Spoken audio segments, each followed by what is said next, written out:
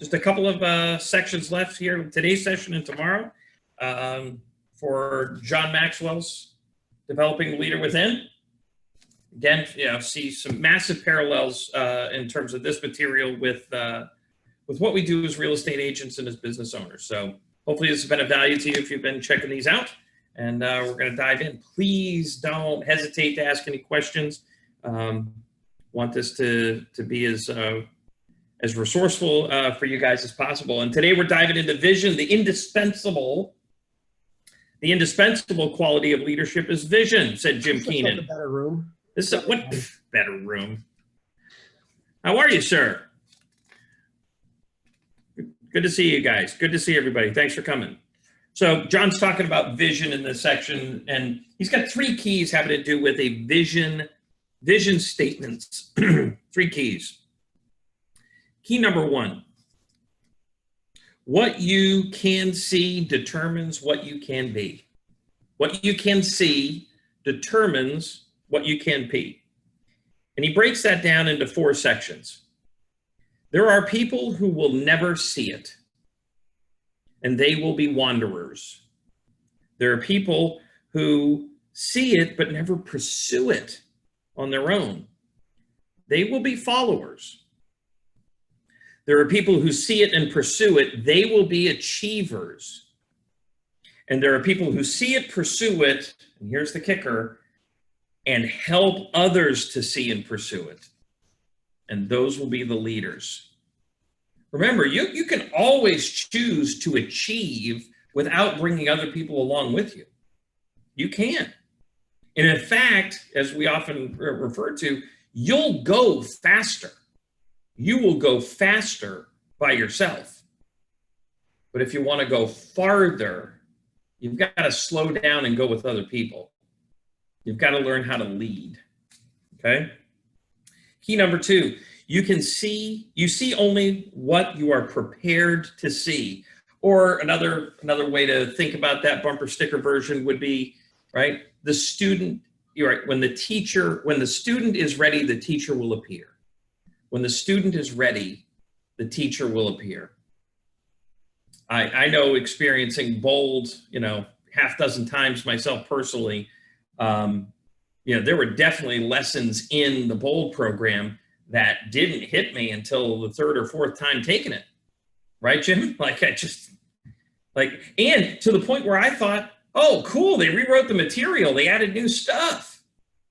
No, they didn't. I finally showed up ready to learn it, right? We all live under the same sky, but we don't all have the same horizon. We don't all have the same horizon. Key number 3 to this is what you see is what you get. What you see is what you get. And John's got a great example from the Coca-Cola company in here that I just want to read a little snippet of. Think about how nice and refreshing it is to take a taste of cold Coke. Hundreds of millions of people around the world have enjoyed this experience thanks to the vision of Robert Woodruff. During his tenure as president in Coca-Cola, 1923 to 1955, nothing happened in the world then, right? Woodruff boldly declared, "We will see that every man in uniform get a bottle of Coca-Cola for 5 cents wherever he is and whatever it costs." When World War II had ended, Woodruff stated that before he died, he wanted every person in the world to have tasted Coca-Cola. Robert Woodruff was a man of vision. So again, what you see is what you get. If you can picture it, right, then most likely we're going to be able to get there. We're going to be able to achieve it. If you want to know the temperature of an organization, put the thermometer in the leader's mouth. All right, now how do we increase our more and before? More and before, and that's a colloquial that John likes to use for this vision, right? I want to see more than other people see, and I want to see it before they see it. The more and before. And how do I flex that muscle, David? How do I flex that muscle, Lori, right? Good leaders see more and before others, and they work to increase that capacity on an ongoing basis. They know vision is important, and they work to increase their capacity to be able to see more and before. I like to think of it this way. How can I go about seeing around the corner, right? There's a bend in the road coming. How do I spend the time, flexing the muscle so I can see around the corner? Well, there's 5 keys that John gives us on this. First, know that there is more and before out there. Whatever your capacity is right now to kind of see things before others, just know that you've got the ability to develop that and encourage that. There's more and before than what you're able to tap into right now. John also encourages us to find a process for finding more and before. He gives us a couple of examples. One, we want to test, right? Get out of your comfort zone by sharing your vision. So test your vision, then fail. Failure allows you to find out what doesn't work. Then learn. A teachable spirit plus humility fosters a learning experience that is essential for expanding our vision. If you're not a learner, right? If you're showing up going, hey, I already got this all figured out, Brad. I don't even know why I got caught on this Zoom, right? If that's your place, you're probably going to get stuck in learning how to cultivate vision. Improve. As a leader, you need to continually ask yourself, how am I getting better? How am I getting better? And then re-enter. None of this matters unless you get back into the game. We got to take these lessons of test, fail, learn, improve, and we've got to apply them. We got to apply them. We got to apply them, right? This is a way that we can develop our ability to see vision. Key number 3, spend time with people who inspire you to see more and before. Who inspires you? Jim, you're not muted, so I'm going to pick on you, buddy. Give me an example of somebody who gets you kind of thinking visionary-like thoughts. I mean, it happens every time we get together in the region with the group of team leaders. It's all in the same room and seeking out those who inspire, much like you, Brad, when I first started, picking up the phone and just calling you. So absolutely. Well, and I had team leaders I was calling, and I remember walking into our region's first team leader meeting I ever went to. It's probably down in Westford or whatever, and I was a little nervous because I was the new guy there, and realized, like, shoot, these are people who have lived before me. Right. I got a bunch of stuff I can learn from these guys and gals, right? Have some clarity about who those people are for you, and purposely spend time with them, right? When I'm with the right people and in the right places, I don't spend time. I invest it, John says, right? Here's what he discovered, right? Who luck in 90% intentional and 10% accidental. You can't just hope to meet people who will stretch you. Hope is not a strategy, right? Why do people spend thousands of dollars to get on a plane and go listen to Gary, right?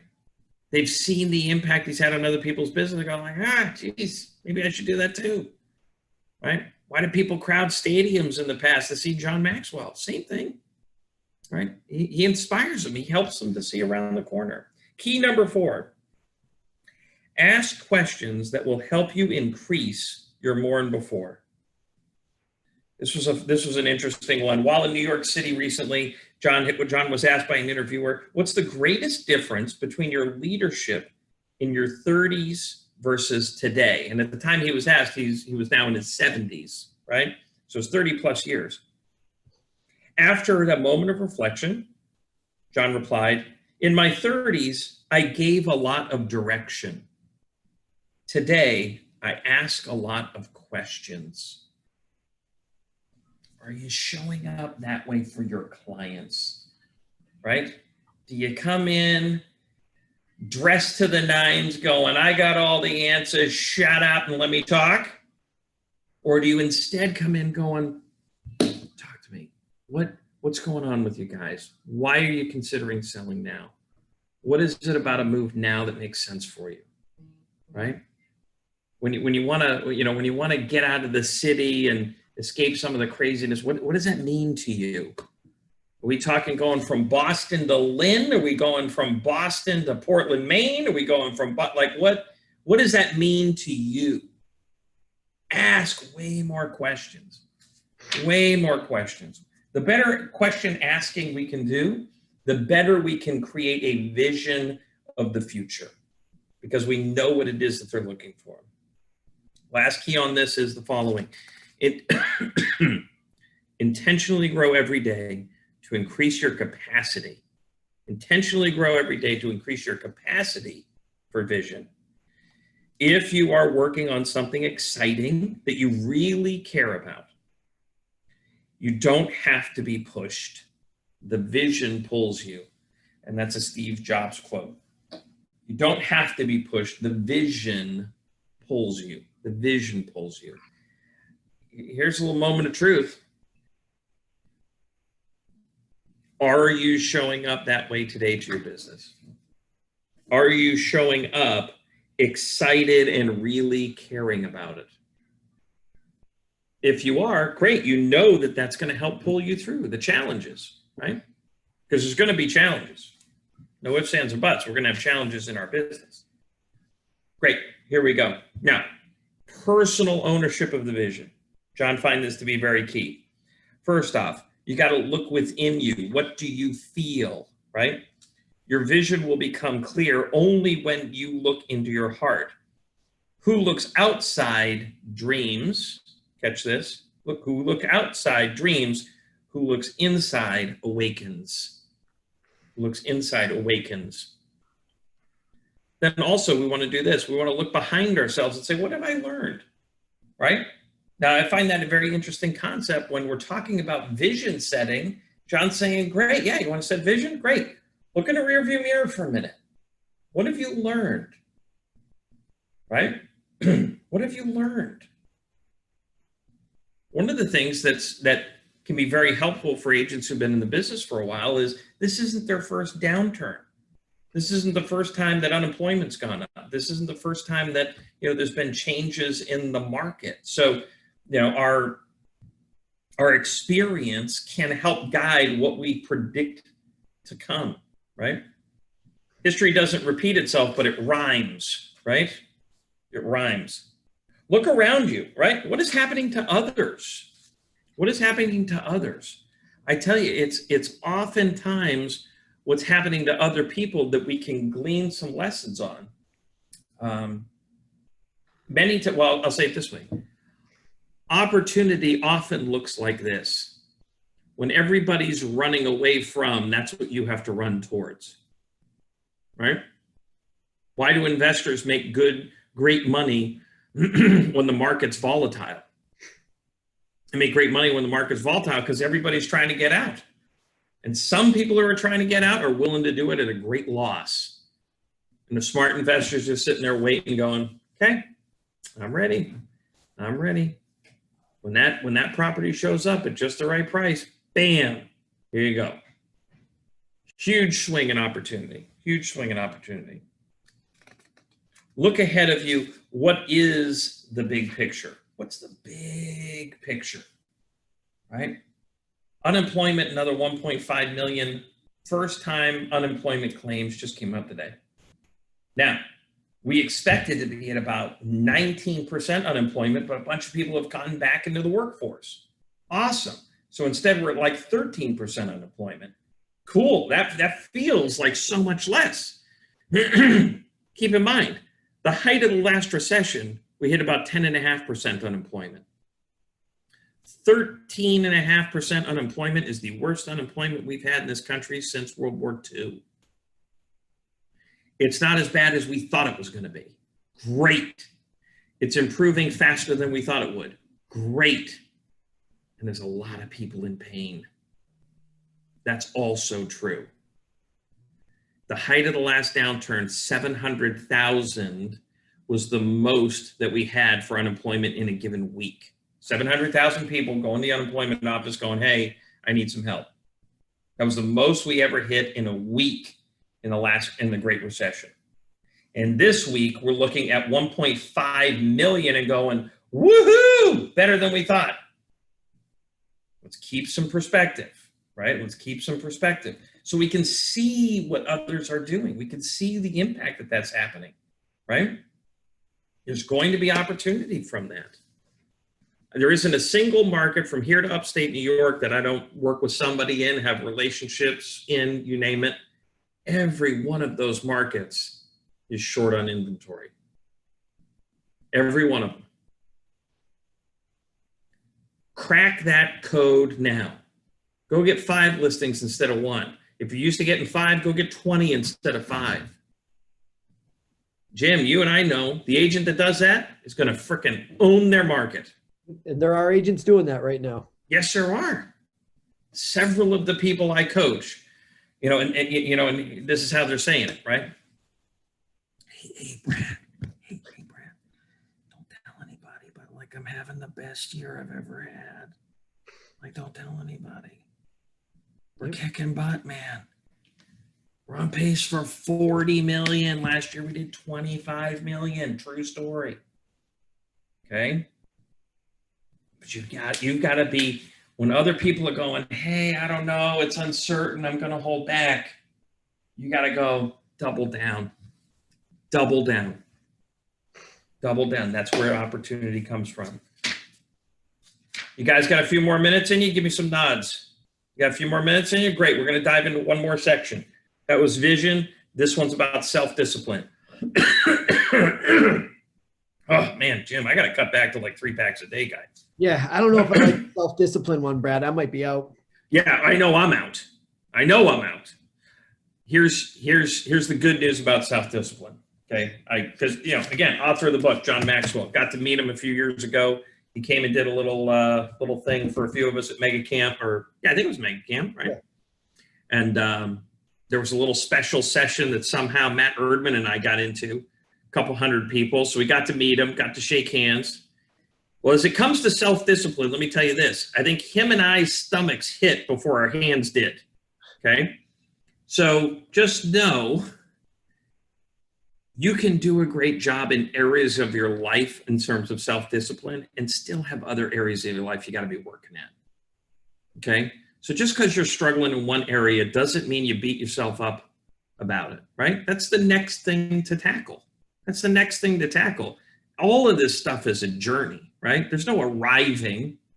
There's no like, oh, I've read all of John Maxwell's books. Woohoo, I'm leader, aficionado, right? Where's my sash, right? That's not how this works, right? It's a journey. Self-discipline's the same thing, okay?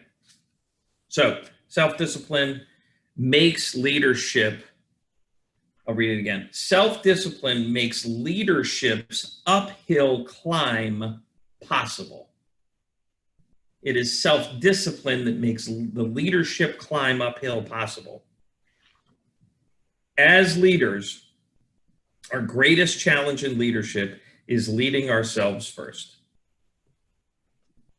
And the reason it is, I would argue, is if I'm constantly saying you should do this and we work together, but I'm constantly doing something different, you're going to stop doing whatever I say to do, right?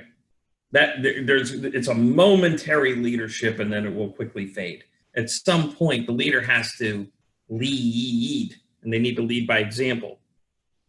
As leaders, our greatest challenge in leadership is leading ourselves first.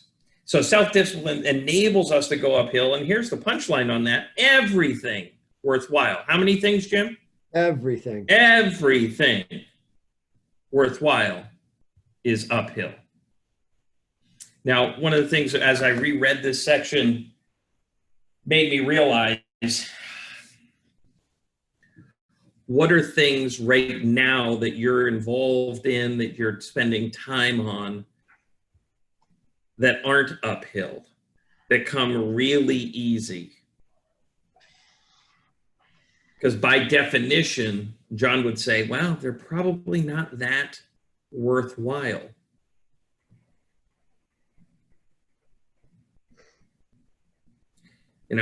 Jim, you're a married fellow, been married for a while, yes? Yeah, 20 years this August. 20 years, right? Now we haven't pre done anything about this, but I'm just as a betting man, right? Let me ask you, 20-year marriage, is that an uphill battle or is that a downhill easy slide? Depends on the day. Depends on the day. Right. But if we're going to stay together for 20 years, do I have to work at it? We're working at it. It's uphill. Yeah, we're working at it. It's uphill. Yep. Yeah, my wife and I are 18 years next week. Awesome. Uphill. Uphill. You know what wasn't uphill, Jim?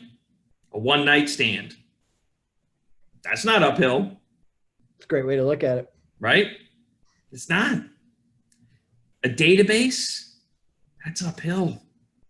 Servicing your database year after year, nurturing it, that's uphill. Cutting a check for $1,000 for some lead source to give you somebody who's ready to do now, I'd say that's downhill. Everything worthwhile is uphill. If I'm the first person who has said that to you, I apologize. It can be hard to hear, right? Self-discipline moves you from good intentions to good actions, right? It takes my intentions and makes them real. It takes my intentions and makes them real. Self-discipline makes the difference between a temporary success and a sustained success. Sustained success. Do what you should do when you should do it, whether you feel like it or not. And to me, this is where I find a lot of agents struggle.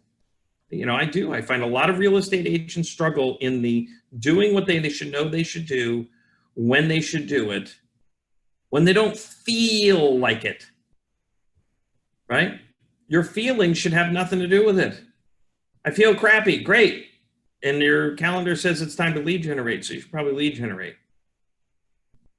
Hey, you know what? My shoulder's kind of, yeah, that's great. Get on the treadmill because it's cardio, it's cardio day. Go do it. Short-term easy leads to long-term difficult, while short-term difficult leads to long-term easy. This whole conversation is about delayed gratification, right? We all got into a business that requires us to be okay with delayed gratification. We got to be okay with it, Jim. If I just got my license, I'm 60 to 120 days away from a paycheck, right? Easy. That's delayed gratification. Self-discipline makes habit your servant instead of your master. If you're self-disciplined, that means you're constantly developing the habits that support going in the direction you want, which means your habits are working for you, not you being the slave to your habit. Make sense? Let's go on to our next key here. Self-discipline is developed, not given. Ugh. Can't I just go sign up for a program, Jim, and have somebody give me some self-discipline? Take a pill. Yeah, just take the easy pill, right? Just take the easy pill. Self-discipline in the area of thinking will help you change your downhill habits to uphill hopes. It'll help you change your downhill habits to uphill hopes. Self-disciplined people avoid temptation. Oh. Let's look at that strictly through the business view, right? What might temptation look like in a business, in a real estate practice?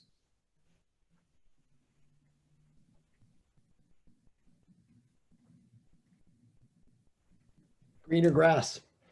Yeah. Sometimes right? Like that could be like a brokerage shift. Yeah. Right? Like, oh, they've got it all figured out over there, and they're telling me stuff like, hey, maybe I don't have to work so hard over there. So yeah, maybe the grass is greener. Yeah, that can be very tempting, right?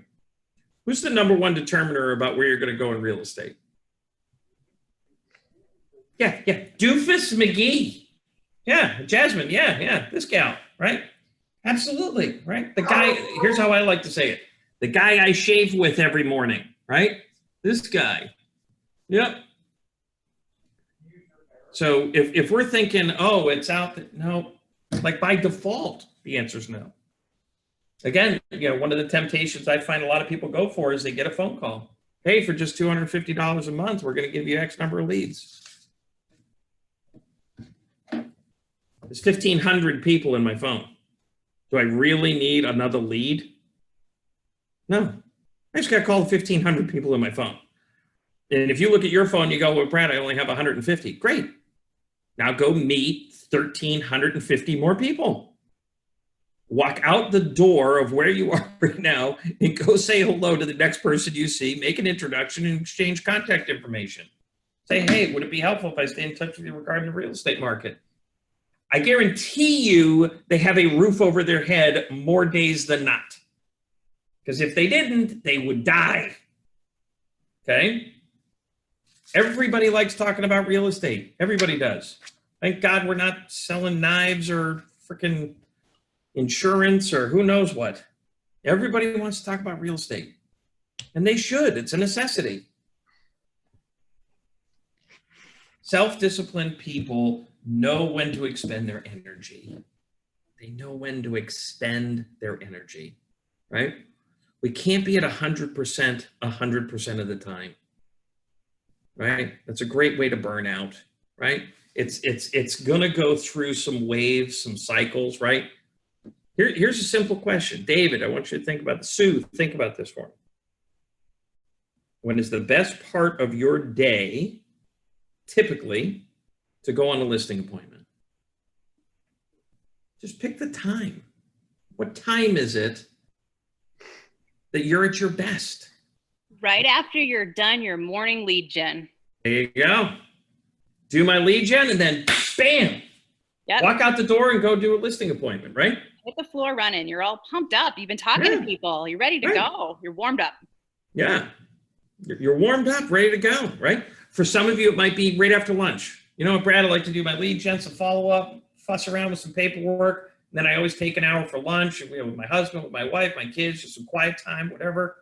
And then you know what? After that, I'm ready to go. Okay, great. Awesome. And I think our intention at that point is already set. You know, we get up, we do our thing first thing in the morning, whatever that is, then we have to set our intention to do our lead gen. You know, so that's been set. So it's a great time to just kind of keep it going. Just keep it going, right? Just boom, one success after another, right? Do you ever find that when you're doing your lead gen, if you're dialing for dollars, as it were, right? That one good call tends to lead to more good calls, right? Shift in energy. Right. So if that's the case for you, right, keep it going.